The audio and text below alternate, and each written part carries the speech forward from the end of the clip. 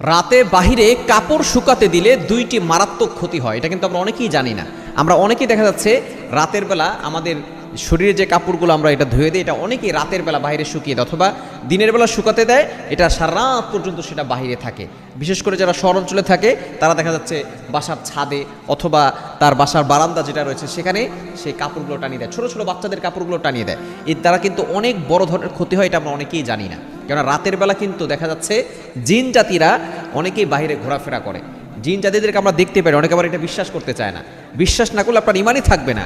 আল্লাহ তাআলা মানুষটির নামে একটা সূরা নাজিল করেছেন সূরাতুন নাস, আর জিনদের ব্যাপারে একটা সূরা নাজিল করেছেন সূরাতুল জিন। সুতরাং জিন জাতি আছে, অদৃশ্য এই জাতিকে আমরা দেখতে পারি না, তবে তাদের ভিতরে ভালোও আছে আবার খারাপও আছে।